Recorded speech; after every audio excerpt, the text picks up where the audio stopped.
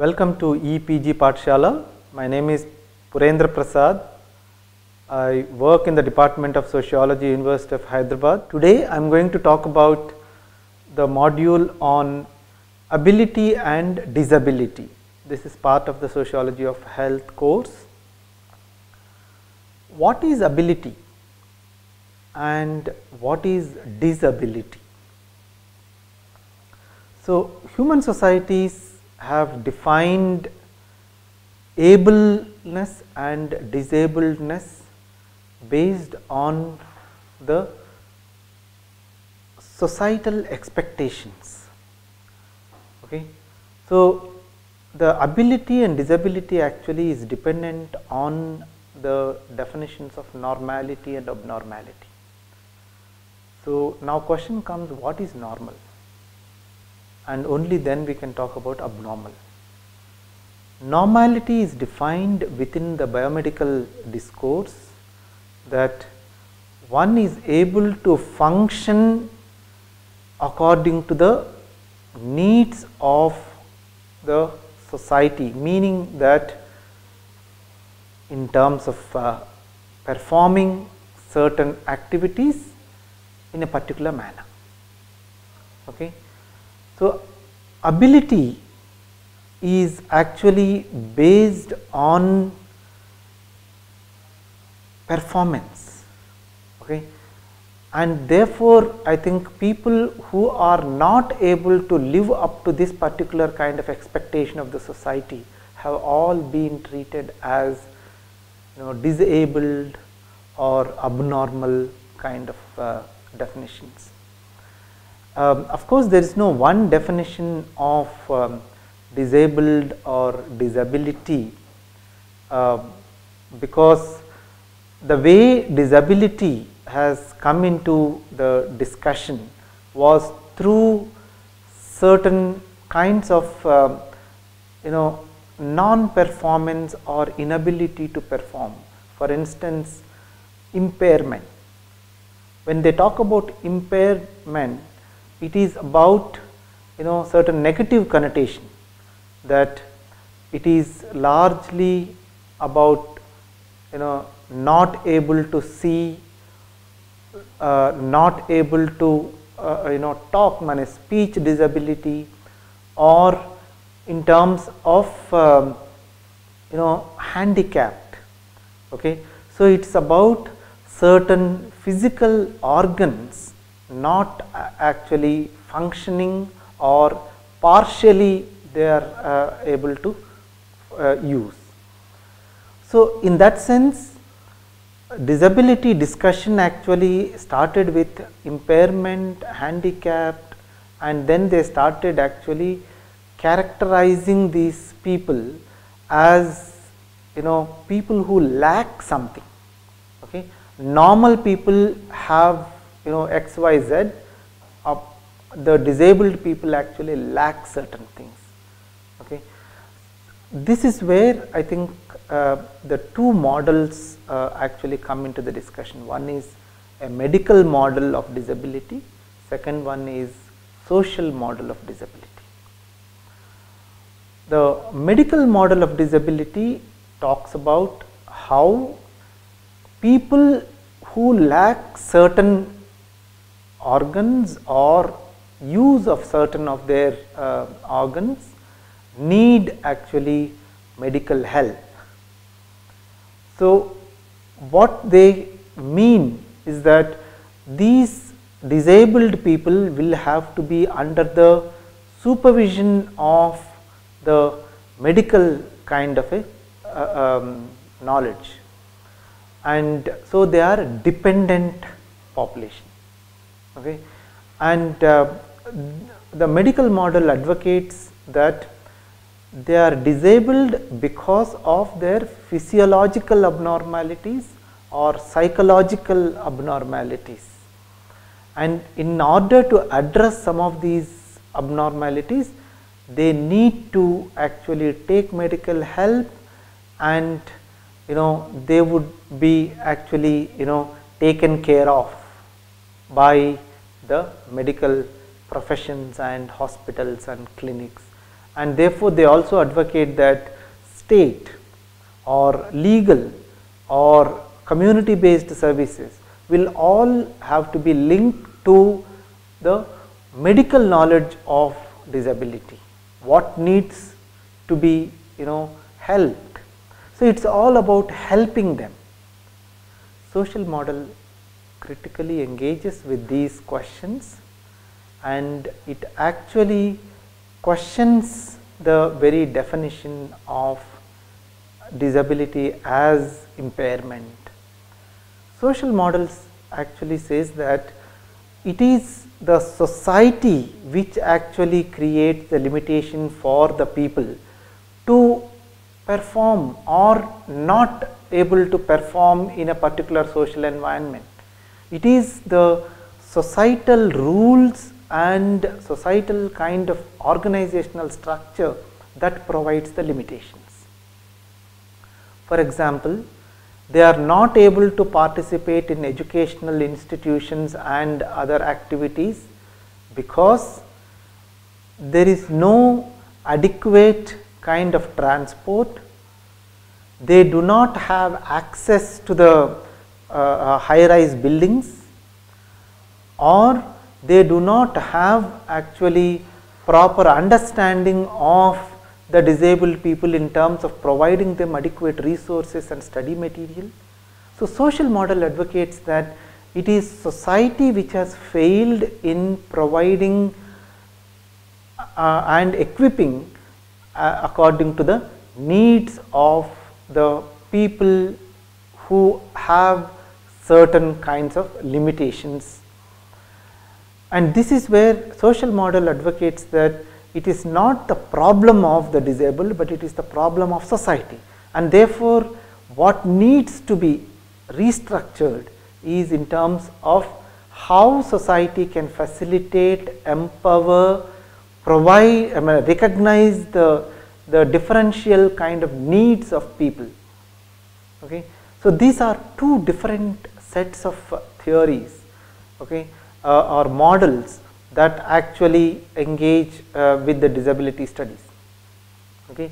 So when you look at the social model, when they talk about interventions, the interventions are not actually advocated simply based on sympathy, based on pity, based on the perceived needs of the people, but what needs to be planned and what needs to be actually formulated is how do you include these people.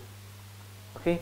It is not simply about identity, recognition, sympathy and welfareist kind of attitude for the disabled people, but it is more about including these people, recognizing them as equal, recognizing that they are as capable and competent, and they have equal kind of rights, entitlements like that of other categories of people. So social model of health actually turned around the entire discussion to more in terms of the societal kind of responsibility and restructuring the social organization to cater to the needs of the people. Here again, Oliver Sacks and other kind of scholars actually say that social model also has certain limitations because they do not recognize beyond satisfaction of or pointing out to certain societal kind of failures. Critical disability studies point out that what is important is to recognize all these people as equal citizens, and therefore the human rights discourse comes into play, talking about it is the citizenship, it is about recognizing the social and political rights.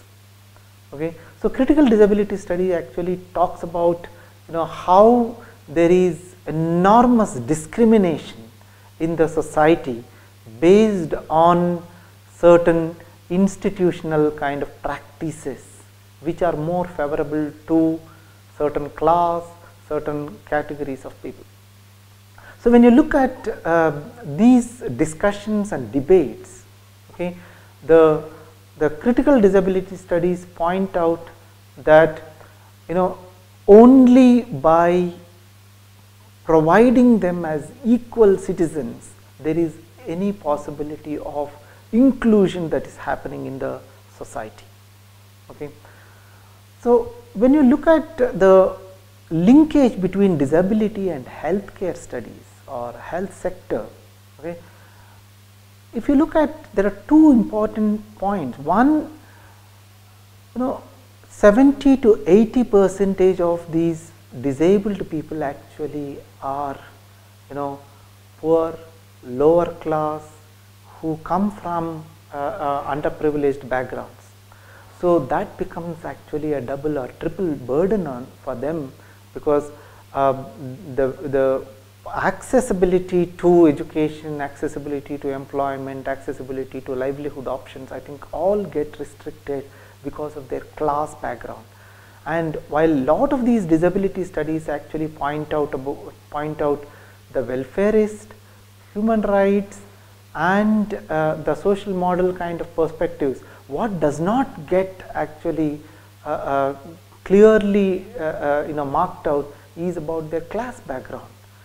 A lot of it is to do with the poverty, their lower class kind of a position, and of course if you look at again intersectional kind of aspects, people who are disabled and women actually face much higher kind of discrimination compared to the people who are actually male. So within a patriarchal society, how women actually belonging to disabled group face a discrimination. So the linkage in terms of the health sector is that while medical model advocates that it's only through empowering them and providing help through medical kind of services that they can be brought onto the mainstream society. Sociologists actually question, saying that reducing the disabled body or the bodies with differential abilities only in terms of organismic, biological, physiological kind of abnormalities, it does not lead anywhere. Okay. And sociologists also actually talk about how the healthcare services actually will also have to be redesigned in terms of needs of the communities, needs of the people. Okay. So when you look at different categories of disabled people, whether it is visually challenged, whether locomotive disability, whether people in terms of hearing disability, so each of these categories have different kind of needs, and within the disabled groups, the way certain categories of people actually gets lot more kind of emphasis in the policy framework does not actually provide the required kind of support mechanism. So in a sense, okay, all that we are trying to say is that we need to recognize these individuals actually are these individuals who are affected with different kind of abilities, not in terms of their individual problem, but the way societies have over a period of time actually created certain kinds of limitations for them to operate or function in a normal setting.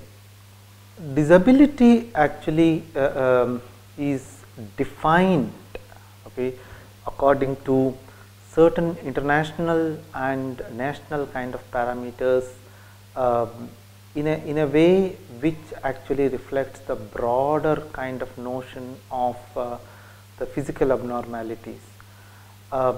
the sociological literature points out that the very definition of disability, there are a lot of concerns and issues.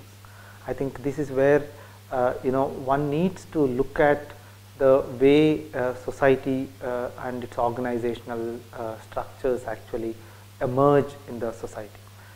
Second important thing is about the way disabled people are treated as if they require help, they require certain kinds of pity and sympathy, and this is where today a lot of disabled activist groups actually are arguing that we don't require any of your sympathy or your kind of support, but what is actually important is to please recognize as equal citizens, recognize as somebody who is capable and competent to participate in the society like any of you. In that sense, okay, there is a kind of a shift in the discussion from merely welfarist and kind of providing support to that of empowerment and to that of talking about the political rights and social rights kind of things in today's discussion. Okay. Certainly disabled people actually require a lot of medical kind of support. It's not one is denying that there is no requirement of medical support or health services. There is certain kind of biological or physical kind of a limitation in terms of how they are able to use their own kind of bodies. But apart from providing those basic kind of healthcare provisions, what is required is to provide access to all these disabled people free health services, which is something that state actually is important in terms of providing these provisions. And now a lot of disabled organizations and activists actually have been talking about how with the neoliberal kind of capitalism, the emphasis in terms of inclusion and incorporating the disabled people into work, employment and profession actually is taking a different route altogether. However, the counter kind of examples that have come in terms of the corporate sector, where a lot of disabled people are being today recruited into certain kinds of jobs because they actually do not question, they actually can be made to work for longer hours, they can be actually made to do very arduous tasks which other people cannot perform, and in that sense there is again exploitation of the disabled people in the name of mainstreaming them, in the name of bringing them and integrating them with the normal society. So the way capitalist ethos actually or market ethos work towards a possibility of generating market based on the disabled kind of people and their kind of abilities that can be harnessed within the capitalist society. Hence, activists actually are saying that all these categories that we are talking about, the discrimination, exclusion, marginalization, segregation of the people, exploitation of the disabled people, these are all concerns which are concerns like the concerns of lower class people. So there can be the way state and civil society need to think about disabled people is not that talk these people as something special population, but there are certain class dimension to disabled kind of people as well.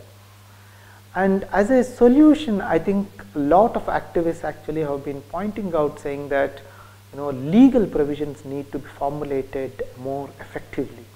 Unless these institutional mechanisms which have to be put in proper place, where the entitlements and the legal rights actually are enshrined within the constitution, within the legal kind of a structures, it's not possible for these people to actually point out the subtle discrimination that goes on, subtle ways of actually ridiculing these people. In fact, most of the popular media, whether it is electronic media or entertainment industry, including the Hindi film industry and local language film industries, actually have been stereotyping these disabled people as somebody who are evil, who are wicked, who are good for nothing.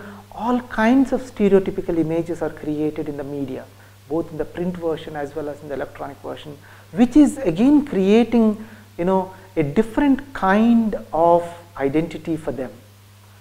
And therefore the activist groups are actually saying that it is something that at every level, okay, the responsibility to address the concerns of these people. Okay, so in brief, the very question of ability and disability needs to be understood more comprehensively. Ability of a person actually is determined based on the power structure, where certain classes and certain kind of social groups actually are determining what that ability is. And when you look at the entire discourse of the disability, which is about welfareist, which is about helping them out, I think that is being actually increasingly challenged. And therefore disability scholars actually have gone to the extent saying that, please doctor, don't help me, okay, we would actually require our dignity, our status, our kind of abilities recognized, rather than simply actually treat our bodies as as passive.